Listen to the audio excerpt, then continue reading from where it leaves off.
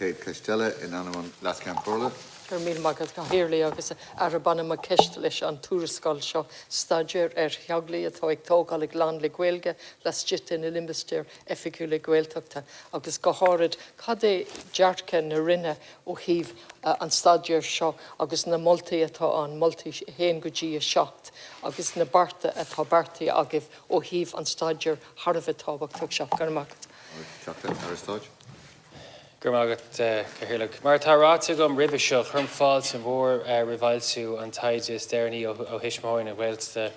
tugadh faoi le muoine mar rinne. Dar nó is mise a hall an tuairiscáil ar na hagraíochta an saoire se chaite. Is taide tarbhacha an taide seo dar teideal stadar ar hailí atá ag tógáil ag gclann na Gaeilge leis Ceisteanna limbistéir effigiú le Gaeltachta sa bhéid is go dtugann sa léargas ar stad ratha na scéal. Mar sódan teachta is sunan an stát éis 20 bliain don Gaeilge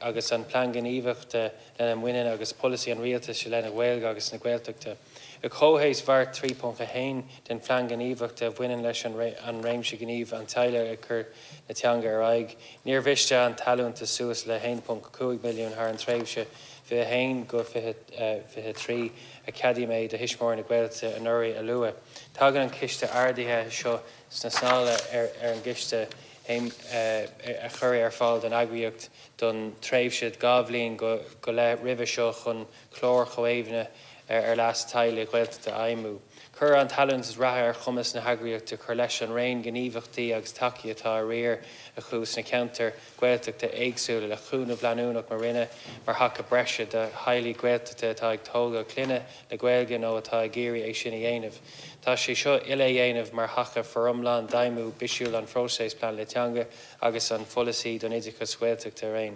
B'na riise lú chomá bhfuil bartathe faoi cathaoirleach mar rinne grúpa ibre a bhunú go luath chun barta ar leas Tuismitheoirí den cinál luí mé a chóirdú níos fearr agus a bhrúchan cín. Beidh an grúpa chodhéanta de 40 lasfar le an áirítear ifigigh plan le teanga údras na Gaeltachta agus ionadaíocht don agriocht Tuismitheoirí na Gaeltaí féin ar nóí. Ag rófaí an céad cruinniú den grúpa go luath. Is féad leis an teachta bheith cinnte de go leanfar ag féic an chuige go mbeonfar an lasas fearr. Is féad an cisteach bhreise chur ar fáil don bliain ratha de chlártaíochtaí pobal agus teanga na rinne agus don phróiseas plan le teanga ar réon lena muineann ar las chur cín na Gaeilge go leibhéal ar tailí fud fad na Gaeltachta.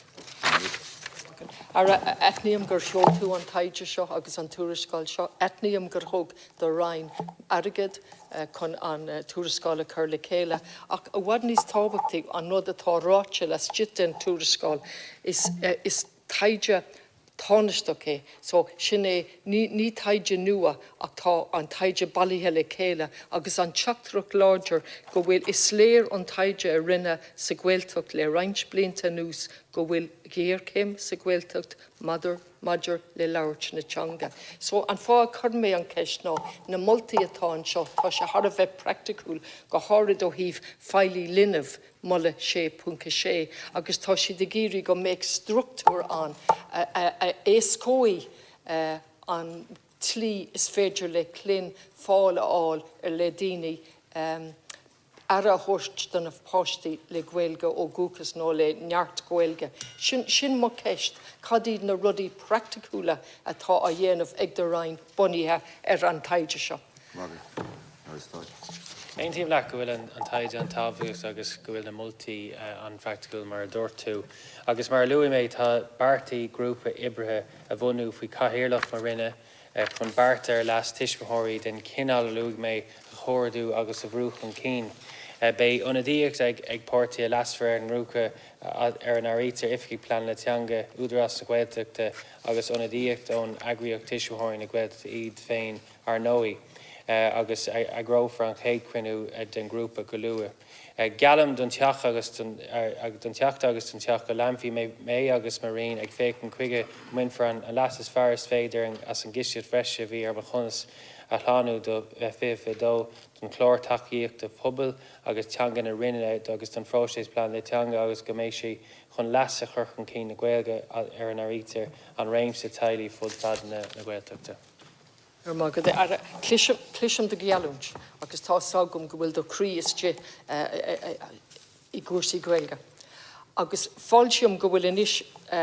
Jefni agat go mai grúpa aibra bunithe go lua ach an focail sin go lua tá buail an go mai muid báte I gosti agus I gosti górlúcháin agus gosti éagsúla céanúr a bhaid an grúpa aibre seo an talla cadíd na tíirmí tagara agus an bhfuil tú ag ghlacha leis na moltaí atá an seo na seach molla tá siad practicúil mar a dúirt tú an bhfuil tú ag ghlacú leis agus mar hampla just is féidir díú an seachcín ach níl an tamagam so tá ag díú an cean a léman as an lehanach sin feilí linmh agus struchtúr a carar an talamh go hárid I bhuineise an méide táráte sa stráis fé blina agus sa plan gníomhíochta an táhachtta tá le an Gaeilge a hacata a chur a rá go dtí an chéad glún eile. So ceiste tá ceiste díreach agam agus bhhatlum freigra díreach an gur magad. Mar dúirt mé tá an taid seo antábhaach agus sin an fá go bhfuil go mé grúpa nua agus go mé carthaoirleach I Roinn ann le údarás na Gaeltachta le Tuismitheoirí na Gaeltachta agus le nagraíochtaí eile chun fécint ar an taide seo agus go méid smíad in ann struchtúr a cruthú agus méid smíad in ann staidéar chur ar na moltaí agus go méid smíad in ann rudaí practicúla dhéanamh chun na moltaí a chur a bhaim. Agus sin an fá go bhfuil go muoinú breise ann an bblion seo chun cabhra thórt Tuismitheoirí na Gaeltachta chun cabhra thórt do nagraíochtaí eile ar fud na Gaeltachta agus be grúpa seo be an céicréad an grúpa seo gceann cúpla seachtain so be siad be crinú ann agus be siad an obair seo hosnú cholú agus is féidir. Thanks, Minister.